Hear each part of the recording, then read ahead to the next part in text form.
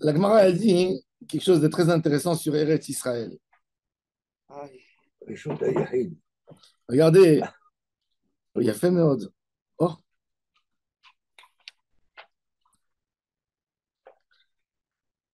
Amar, deux lignes avant la fin de la page. Amar Rabbi Yitzhak Bar Yosef. Amar Rabbi Yohanan. Eretz Israël en chayavim alea mishum reshut harabim. Il n'y a pas en Israël reshut harabim. Ah ouais? Il y a Carmélite, mais il n'y a pas reshut harabim. Alors, comme ça, il a dit. Ça veut dire ça, c'est une phrase de Rabbi Yochanan, l'auteur du Talmud de Jérusalem. Et la Gemara, il se prend la tête. Yativ Ravdim de Kamar le Hashmata.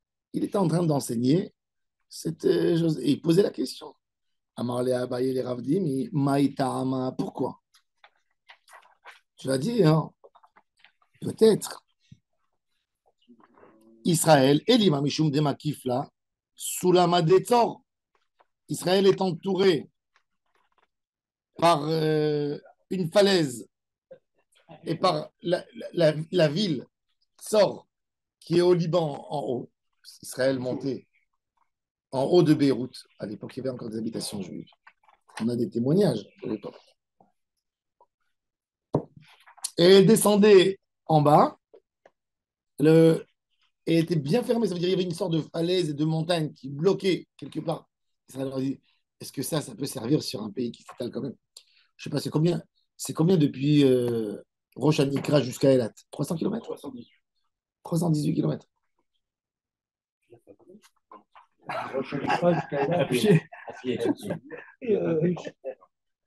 Non, il y a raison, c'est 318 sur 20 km ou 25 de largeur, c'est tout. C'est ce que ce serait.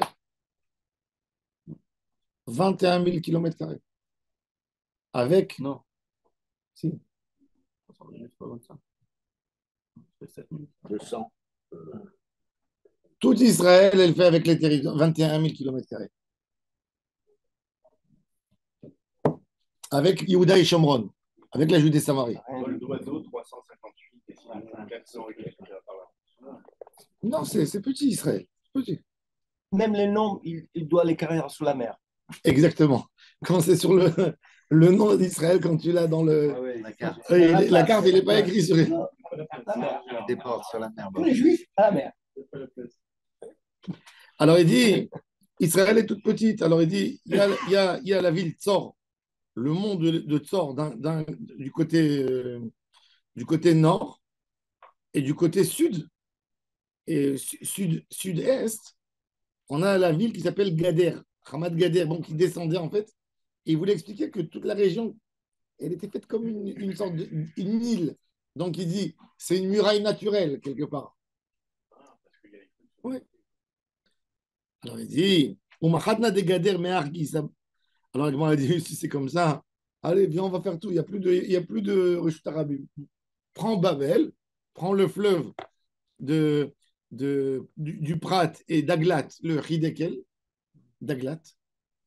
Il dit, Yahi Babel, Babel Nami, Makif la Prat Mehargis, avec Diglat Mehargis. Et il dit, et tu sais quoi? Et plus que ça encore. Allez, pourquoi on va prendre aussi que ça? Viens, on va dire que tout le monde, il est entouré par des océans. Alors, tu as des murailles naturelles et tu n'as plus de Reshut Harabim. L'Angleterre, elle est une île. Tout est... Oui. Alors, tu vas dire, il n'y a pas de problème, il n'y a pas de Reshut Harabim. Alors, ben, il a dit, non, c'est pas à cause de ça. On va dire que ça ne fait pas, ça ne suffit pas pour rendre un lieu Reshut Hayachid. Ma'alot ou Moradot Kama. Il dit que Israël, très compliqué de faire un Reshut Harabim parce que rares sont les endroits en Israël qui ne sont pas montagneux. Et comment tu fais passer le public dans un endroit qu'il faut monter, qu'il faut faire un effort? Donc, il n'y a pas un vrai Reshut Harabim. Il n'y a pas de Reshut Harabim. C'est difficile en Israël de marcher. Je ne parle pas ici. Il faut savoir que toute cette zone, elle n'était jamais habitée. La preuve, c'est qu'il n'y a pratiquement pas de site archéologique ici. Pourquoi? Parce que c'était une terre, la terre du Sharon était pleine de marécages et de maladies. Et le Kohen Gadol faisait des prières pour les gens qui habitaient dans le Sharon, que leur maison ne s'effondre pas sur eux et ils meurent. Parce que ici, tu ne pouvais pas creuser pour faire des fondations de maison. Ils n'avaient pas la technique. Aujourd'hui, on fait avec du béton. Mais eux, à l'époque, ils faisaient avec des pierres et des briques. La terre, elle bouge ici beaucoup. Regardez, demandez à celui qui a construit ici une maison. Tout bouge. Tu as des fissures dans les immeubles. Parce que le Sharon, il ne tient pas bien. La terre, elle s'appelle en arabe le mot Sharon. Ça vient du mot shurra en arabe, mouillé, une terre mouillée. C'est pas comme le Negev qui est sec, comme Jérusalem qui est dans la pierre, comme le Shomron qui est que tu creuses dans la montagne, ça bouge plus, c'est de la pierre. Là, le Sharon, depuis Pétar Tikva, tout ça, c'était que des zones où on plantait. Mais non, l'eucalyptus, c'est après. C'est pour faire sécher les marécages. Mais l'eucalyptus, il n'était pas en Israël, ils l'ont ramené. Mais à l'époque de Chachamim, le Sharon, c'était un endroit uniquement où il y avait des fruits et des forêts. Oui, c'est l'endroit le plus vert d'Israël. Mais c'était un endroit qui était pas habitable. C'était pas habitable. Le Kohen Gadol, il prie Al-Achen ou Yoshve Sharon. Qui c'était les gens du Sharon? Les gens les plus pauvres qui ne pouvaient pas se permettre à construire une belle maison. Et regarde comment ça tombe. Oui. Donc, pour eux, l'habitation, alors il a dit, dans tous ces endroits, il n'y avait pas à l'époque. Imagine-toi, est-ce que tu peux t'imaginer à Tzfat un Reshut Arabim? Ça monte, ça descend. À Yerushalayim, dans le Rova Yehoudi. Tu as un vrai Reshut Arabim? Non. Tu ne peux pas faire un beau boulevard. Tu ne peux pas faire un beau boulevard sur une montagne. Regarde hein, que la rue Jaffa. C'était pas comme aujourd'hui. On a des conditions aujourd'hui. Tu prends un truc, tu perces la montagne d'un côté, tu arrives à l'autre côté. Regardez la rue Jaffa de Jérusalem, comment elle tourne comme un serpent. C'est pas un boulevard, c'est pas une belle rue. Il n'y a pas de Reshut Arabim. Elle est méfouléchette. C'est ce qu'il a dit Rabbi Yochanan, qu'en Israël, comme tout est de la montagne, il y a des montées et des descentes, tu n'as jamais un vrai Reshut Arabim. Et il a raison. C'est-à-dire les habitations en Israël, elles étaient toujours sur la montagne. Il te dit, ça n'existe pas en Israël un Reshut Arabim par définition.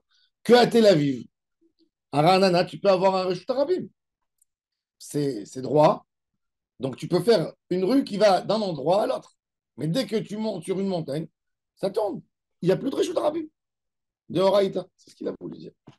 C'est ce qu'il explique. Belle leçon de géographie. Un Marley. C'est pour ça que, par exemple, la différence entre Jérusalem et les autres villes, c'est qu'à Jérusalem, il n'y a pas un plan urbain. Ce n'est pas une ville qui a été pensée. C'est une ville où on a ajouté morceau sur morceau. Tandis que, par exemple, Napoléon, à l'époque, quand il a voulu faire Paris, il a cassé tout Paris pour reconstruire de nouveau. Il a fait des quartiers. Il a décidé où sera la zone commerce, où sera ceci, où sera l'accès, où sera la porte d'Orléans, où sera la porte. Tout ça, c'est des villes pensées. Donc, il y a des Reshut Arabim, il y a des boulevards, Paris, Rome, etc. Mais quand tu passes en Eretz Israël, il n'existe aucune ville ancienne où tu as un boulevard correct. Il n'y a pas.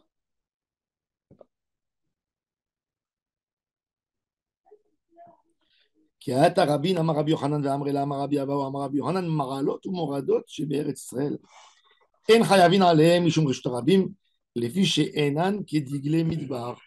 Ils ne ressemblent pas au désert. Même s'ils sont larges, ils ne sont pas agréables à passer comme un vrai Reshut Arabim qui est un boulevard qui passe d'un endroit à l'autre, tout droit, sans se... Bon. Là, maintenant, elle pose des questions. Très intéressant parce qu'en fait, les Romains, c'est des constructeurs, les anciens constructeurs. Oui, mais ils n'avaient pas les moyens à l'époque de rendre. Des constructeurs. Regarde regarde la route, la une pour monter à Jérusalem. Elle ne ressemble à aucune route nationale. Elle n'est pas normale. Regarde comment elle marche, comment elle est. Comme le pont. Le pont, les histoires, elle n'est pas, il n'y a pas. C'est un pays de montagne. La Gemara a dit qu'il y avait des femmes au Galilée, il y avait des secrets, il y avait des grottes que tu pouvais passer. Ils avaient des grottes qui connaissaient des issues dans les montagnes, qu'au lieu de faire le tour, tu faisais par la grotte, en quelques minutes, tu faisais des 50 et des 60 kilomètres.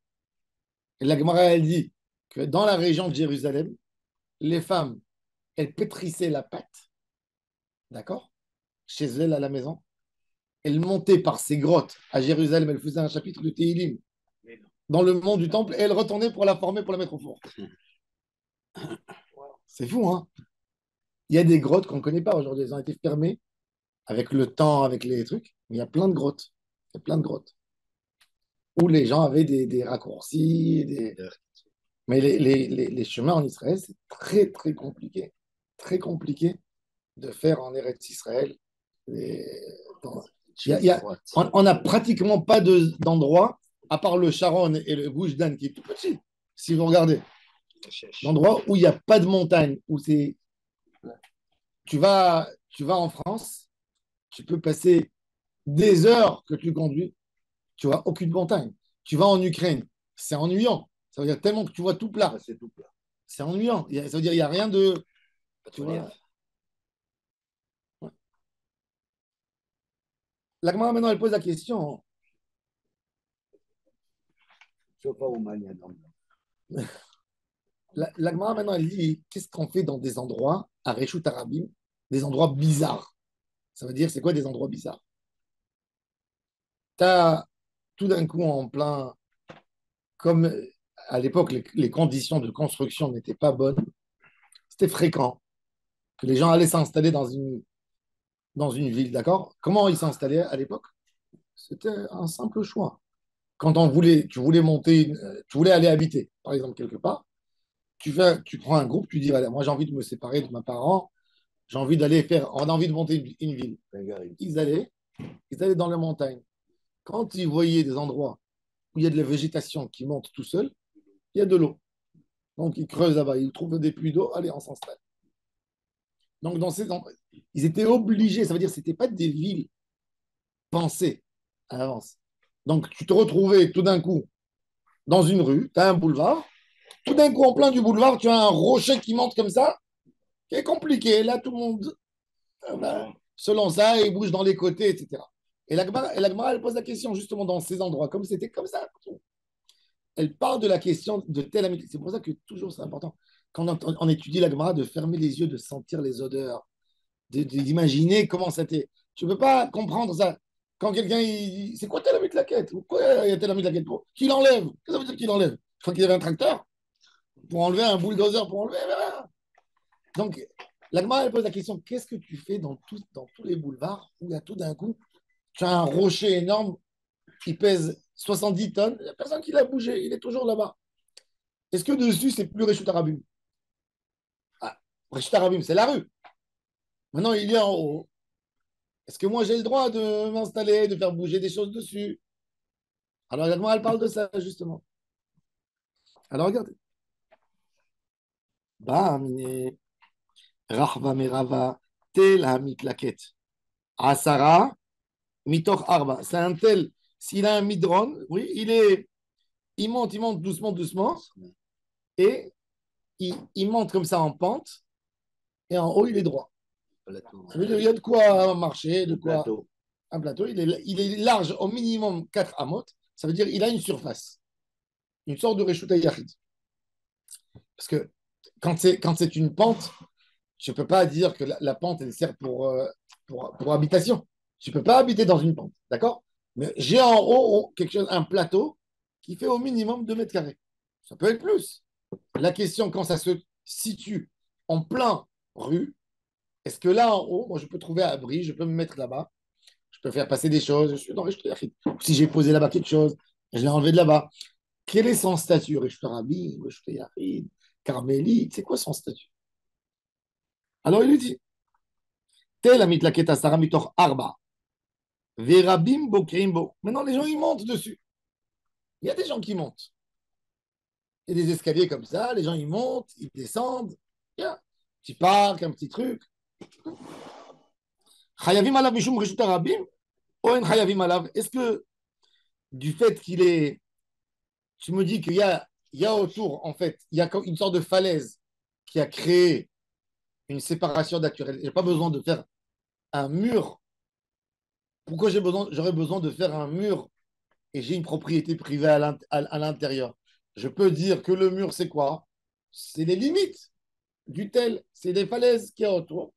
Je suis là, pas besoin d'un mur qui monte, je peux avoir le mur qui descend vers le bas. Qui c'est qui est? Du moment où c'est plus, ça ne marche plus avec la rue, ce n'est pas à zéro, connecté avec la rue. Qu'est-ce que ça me fait si je suis en bas sur la rue et j'ai un mur, ou je suis en haut et j'ai les murs qui pendent, qui descendent vers le bas? Il n'y a pas de différence entre eux. Alors la Gemara a dit, alors dis-moi c'est quoi? Alors, si j'ai du monde qui monte, qui grimpe là-bas, il y a une sorte d'escalier d'un côté par exemple. Mais ces escaliers, c'est quoi alors? C'est quoi ces escaliers? Est-ce que je rentre? Quel statut? Parce que quelque part tu as perdu, tu vois, le Réchut Arabim. Tu as des monuments des fois dans des Réchut Arabim. Tu as des trucs, des trucs d'eau, comment ça s'appelle? Les fontaines d'eau. C'est quoi le statut de ces trucs? Tu as des petits jardins, tu as tout d'un coup une statue dans la rue. D'accord? Tu montes avec des escaliers, c'est en hauteur. C'est quoi là-bas? C'est Réchut Arabim, c'est Réchut Yahrid. C'est pas tout le monde qui monte, mais il y a des gens qui montent. Il y a des gens qui font un raccourci. Des gens que quand ils voient du monde passer, ils voient des carrosses, ils n'ont pas le temps d'attendre, ils montent sur les escaliers, ils descendent de l'autre côté. C'est quoi? Il faut savoir c'est quoi ces endroits perdus, quelque part de Réchut Rabim. Alors il dit, בא מיני רחבה מרבתל המתלקט 10 מתוך 4 ורבים בוקעים בו. חייב עליו משום רשות הרבים, או אין חייבים עליו, אליבא דרבנן, לא תיבא אלך. Pour Chachamim, on ne se pose même pas la question. Pourquoi? Si tu me dis que pour les biraot qu'on a fait autour du puits, le fait que le public passe là-bas, il ne l'a pas abîmé, ça reste Reshut Yahid, à plus forte raison. Ici, que c'est fait pour que les gens ne passent pas là-bas. C'est en hauteur, il y a des limites, il y a des choses qui t'embêtent. Bien sûr que ça ne fera pas. Donc c'est Reshut Yahid. Ali va dire Rabanan Lotibael. Hein? Oui. Ça reste Reshut Yahid. Il y a très peu de gens qui vont. Oui. Kitibaelach, Ali va dire Rabbi Yehuda pour Rabbi Yehuda. Kitibaelach, Ali va dire Rabbi Yehuda. Rabbi Yehuda, qu'est-ce qu'il a dit? Lui, il a dit que le DR Rabim, il faut le bouger parce qu'il casse il me rend Reshut à Rabim du fait qu'il passe là-bas.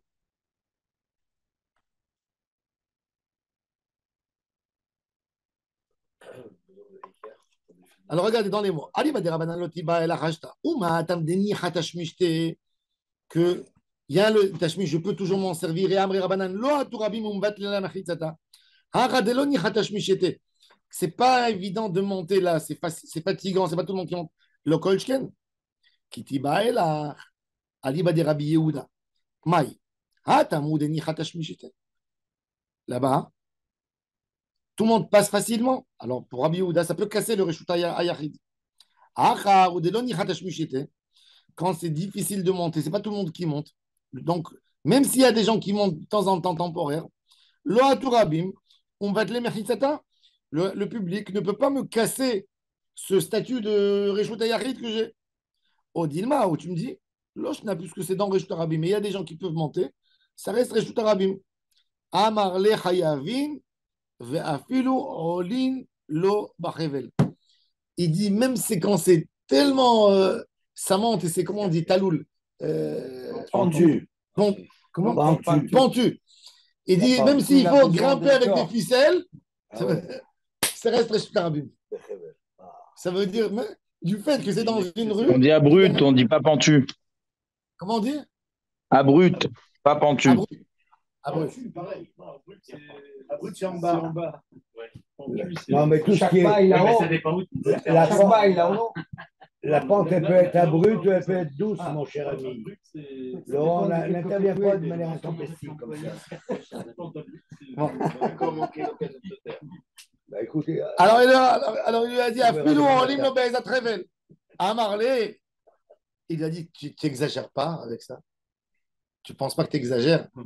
Monter avec une ficelle, tu me dis que ça s'appelle Reshut Rabim. Oui. Qui monte? Qui est capable de monter? Qui est capable de grimper comme ça? Et les gens, ils vont grimper. Hein, Laurent. Oui, Laurent, à l'époque, il faisait du trekking, peut-être. Moi, je suis sûr qu'il faisait plus de trekking qu'on le pense. Mais bien sûr, il faisait. Il a pesé, mon Attends, moi, j'ai jamais compris c'est quoi leur vie tant qu'on n'est pas. Quand on est parti en Jordanie, à Petra à l'époque, tu sais que ça veut dire ils connaissaient où les ânes passent. Il y avait des endroits. On fermait nos yeux, on se mettait sur l'arrière de l'âne pour ne pas tomber. Tu fermes les yeux, tu laisses l'âne te guider. Et tu vois l'âne, il met un pied comme ça. L'âne, il s'arrête comme ça. Tu vois, l'âne, il connaît l'endroit. Donc, il met un pied, et après, il met l'autre, et tu sens comment il te fait monter. Ah, tu vois. Et tu dirais, si je tombe en bas, je deviens le Saïr la Azazel. Et quand on est retourné, on est descendu, ça faisait le peur plus que tout. Quand tu montes naturellement, l'âne, il est comme ça. Donc, toi, tu es sur l'arrière de l'âne, c'est pas grave. Mais quand tu descends, tu penches sur le devant de l'âne. Donc, l'âne, il peut dégringoler avec toi. Donc, tu te rappelles, Daniel, on se mettait sur les fesses de l'âne comme ça, on fermait nos yeux, et l'âne, il descend, tu vois. Parce que si tu bouges un peu, tu fais tomber l'âne. Tu fais schéma Israël à chaque virage. Oui, c'était incroyable. Tu l'as fait. Oui, il était incroyable. C'était. On l'aurait fait. Entre nous, il faut être bête pour tomber d'un âne. Hein. Alors il lui a dit. Alors, regardez qu'est-ce qu'il lui a dit. Il lui a dit Afilou, Maalot Bet Meron. Meron, c'est Meron, il y a où il a enterré Rabbi Shimon Bar Yochai. Ouais, c'est dur là-bas. Vous savez que Meron, c'est la montagne la plus haute d'Israël, à part le Hermon, qui appartenait à la Syrie, qui avait mais Meron, jusqu'en 67, c'était la montagne la plus haute d'Israël. Le mont Meron, il est énorme. Il y a 6 fleuves dans cette montagne. C'est une montagne qui tourne. Il y a le Yishuv Meron, c'est un petit coin sur la montagne. Mais il tourne, il est énorme, le mont Meron. Il est très large. C'est la montagne la plus haute d'Israël. Avant le Hermon. Hermon, il n'est pas. Dans la Torah, déjà, il est défini comme une frontière. Mais Meron, c'est la montagne la plus haute. Alors il lui dit à l'époque, il y avait des endroits à Meron où on ne pouvait même pas monter. Même aujourd'hui, ils ont facilité l'accès. Mais vous voyez, c'est quoi rien que de prendre la voiture et de monter, vous avez vu. Et ça, parce qu'elle tombe. Imaginez-vous que tu fallait monter tout droit. Il y a 6 torrents à Meron. Il y a 6 fleuves. Ouais. Fleuves ou torrents? Des fleuves, des sources. Ça veut dire que c'est des grandes. Oui, en hiver, c'est plein d'eau. C'est plein. Ah oui. Et je peux vous montrer, il y a un endroit, si vous attachez on va descendre en bas. Quand vous descendez de Miron, vous descendez comme ça pour prendre la route, il y a en bas comme un petit parking. Avec le Migdé, là. Vous descendez, il y a les escaliers, il y a la tombe de Rav Amnoun à Saba. Et on descend, il y a un petit pont sous la route où on traverse, et on descend en bas, il y a des sources d'eau. Tout ça, c'est la montagne. Le mont Miron qui descend, il descend très. Il fait 900 et quelques mètres d'auteur. Le mont. Peut-être même 900 ou 1000. C'est encore les deux.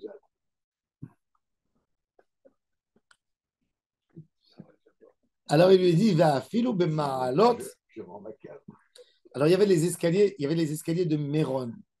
À Méron, on pouvait y accéder par un endroit, mais par les autres endroits, c'est très compliqué de monter. 1280. Donc il lui dit, même les montées de Méron qui sont compliquées à monter, ben ça s'appelle en théorie, il peut y avoir là-bas du Réchut Rabin. C'est ce qu'il lui dit. Parce que quand tu voulais dire à quelqu'un, tu ne peux pas monter, tu disais Méron. Ah, ok. Tu comprends? C'est la référence de la difficulté. Ouais. Peut-être le mot Méron aussi, c'est le Noun et le même qui a changé, c'est Marom. Ça veut dire très long, très haut, très grand. Ça veut dire quelque chose, Méron? C'est une région, c'est des noms. C'est des noms que les gens donnaient. Ça doit être des noms en araméen de l'époque, arabe, araméen. Méronia, ça s'appelait Kfar Méronia. Quand Rabbi Shimon Bar Yochai est mort, le Zohar il dit ils sont venus des gens de Méronia. C'était l'endroit là-bas. On a trouvé, quand vous allez sur la tombe de Rabbi Shimon Bar Yochai, vous montez un peu plus haut, il reste la porte de la synagogue. Vous avez vu ça? Il y a un site archéologique en haut où il y a la synagogue de Méron de l'époque des Tanaïm. Vous voyez la synagogue, il y a la place du Aaron Kodesh. Les gens, ils ont trouvé là-bas même une forme de menorah gravée sur la pierre. C'est l'histoire de la région. Bon. Maintenant, alors Rava, il lui a dit, ça veut dire pour Rava, j'ai un rocher dans un Reshut Arabim, c'est Reshut Arabim. Selon Rabbi Yehuda. Selon Chachamim, non. Alors la Gemara a dit, Rava, il va poser quelques questions sur ces paroles de Rava. Alors, même un puits, ça peut être un rechute Un arabe. puits, Parce que s'il va en hauteur, il va non. même. Je peux te dire qu'un puits, il n'y a personne qui rentre. Tu descends que pour. Tu puises de l'eau. Tu ne peux pas rentrer parce qu'il y a de l'eau. Mais là-bas, comme il y a des fois des options où les gens peuvent marcher, c'est fait pour le public. Le public ne veut pas monter, mais il est ouvert au public. Pourquoi? Alors regardez, bon, il va lui poser des questions. Et justement, ce qu'il pose, Gabi, il pose des questions. On va voir. Est-ce qu'une grotte en plein ville, une grotte, tu as une grotte, tu as une ville qui est construite sur un rocher, dans la montagne, en plein rue, tu as une grotte qui rentre un tunnel, qui rentre. En Israël, en montant sur Jérusalem, il y a des villes avec des grottes. Par exemple, tu es sur Paris, d'accord? Tu veux traverser, tu as un grand boulevard, tu as le passage du métro. Tu descends d'un côté, tu sors de l'autre côté. Ce passage, il est quoi? Il est Reshut Arabim, il est Reshut Yachid. J'ai le droit d'être métalité là-bas. Pour le coup, le métro, c'est privé. Qui c'est qui t'a dit que le métro, c'est privé? C'est une société. Non, la RATP, c'est un droit d'utilisation. Mais c'est l'exploitation. Tu as le droit de tourner, dans les systèmes, dans les couloirs du métro. En théorie, si tu ne montes pas et tu n'utilises pas, Non, ça ne change rien. Mais alors, si vous faites quelque chose, c'est la police de la RATP. ça ne veut rien dire. Et si tu fais quelque chose dans la rue aussi, c'est la police. Mais c'est la police Arabim. de la rue. Mais ça ne veut rien dire. Ça ne veut rien dire, la police de la rue. Ça appartient au public. C'est un droit d'exploitation, mais ce n'est pas à eux. Ils ne sont pas propriétaires. Alors, regardez. Alors, Rachva, il pose la question Tashema. Alors, pardon. Le coach dit Elalav Rabbi Yehuda Ilan, la Gemara dit Leolam Rabanan. C'est Chachamim. Non, on a sauté quelque chose. Juste avant. Oui, pardon. Amar Le'in, il lui a posé une question. Chatzer, chez Arabim Nichnasim la Bezou Veyotzim Bezou. Il y a une halakha très intéressante qui n'est pas liée à Shabbat. À l'époque, il y avait les lois de pureté et d'impureté.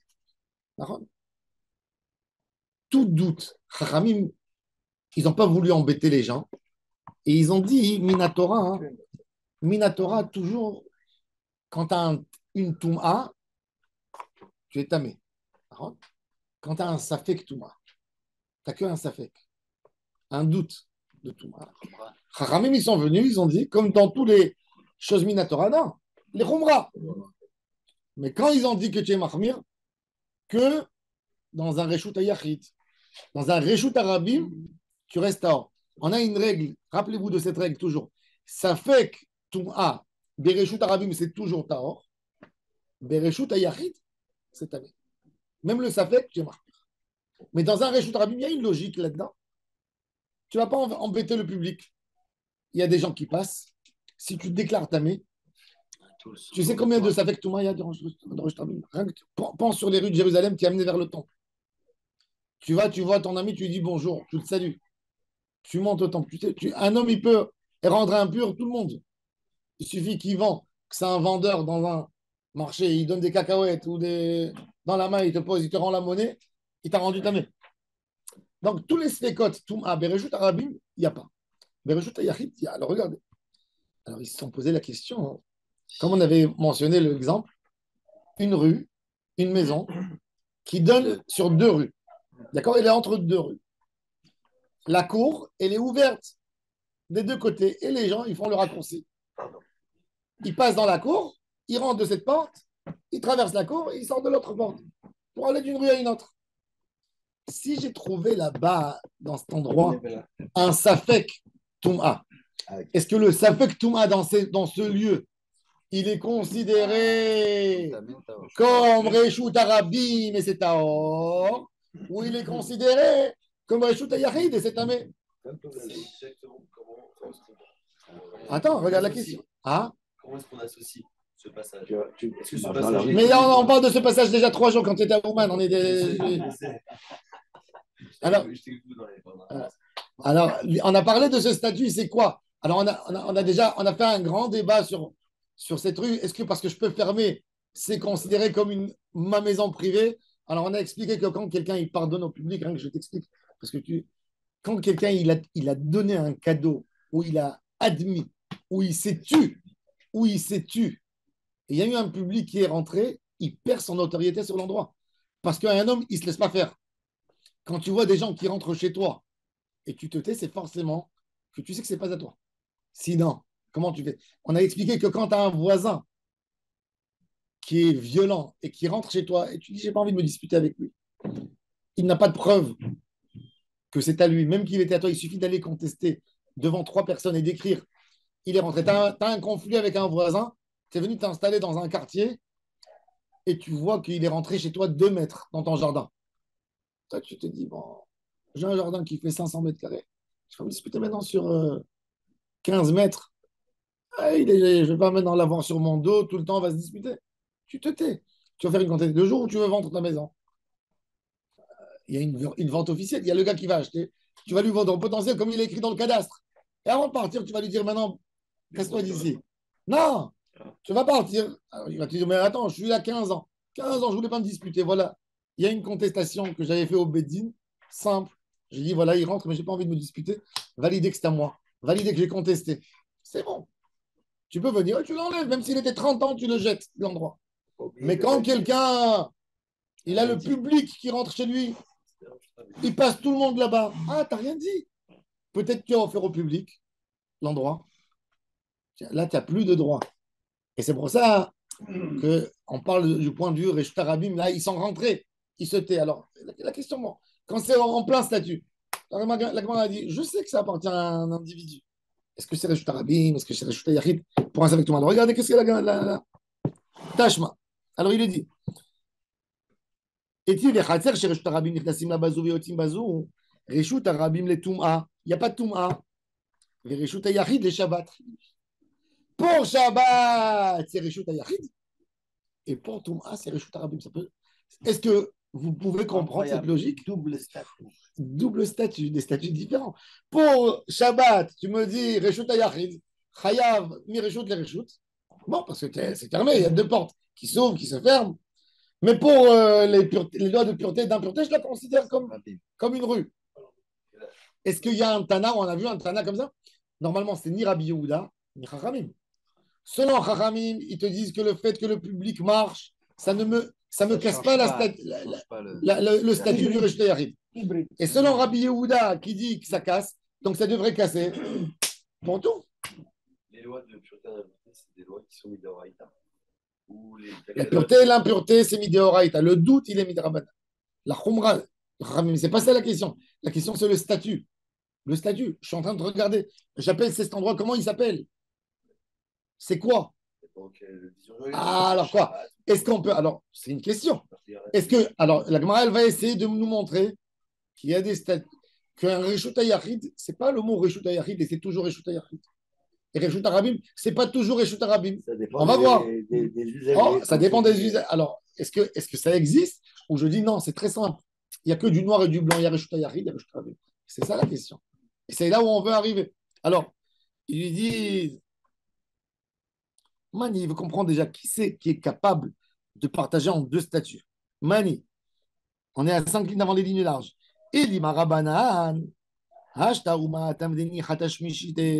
quand les gens ils allaient dans le bord où il y a eu les diumad, les biraout autour, Amré Rabanan lo que le public ne casse pas le nom de Reshut Yachid qu'il y avait. Ici, Deloni Hatashmishite, c'est pas correct, lo kolshken, et la lave, non, Rabbi Yehuda, c'est Rabbi Yehuda. Il dit non, lo, les olam, Rabbanan, les Reshut Arabim, les Tum'a, Itztericha, les. tout ce que j'ai dit, le ridouche ici de cette Mishnah, c'est pas le ridouche pour Shabbat. C'est le ridouche pour Reshut Arabim que le Safek il est Tahor. Parce que l'idée, c'est quoi?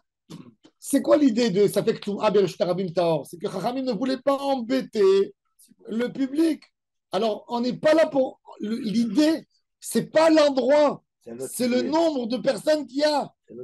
Vous avez compris la finesse?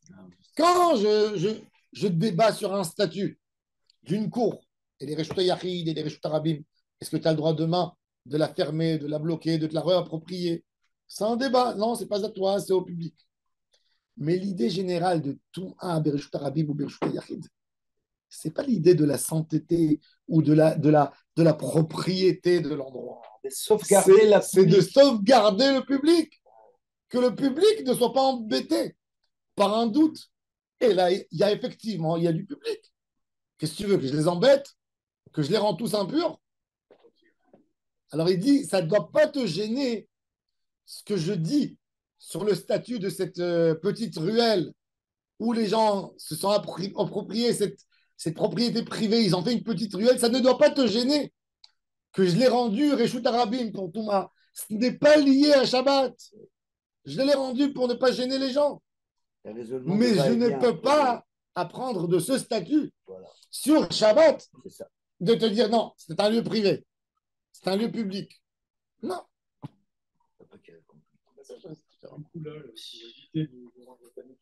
Oui, exact.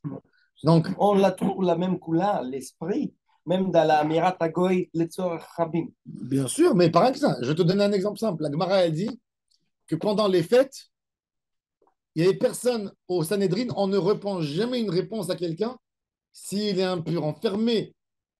La chambre du rabbin qui disait aux gens Tamé ou Tahor.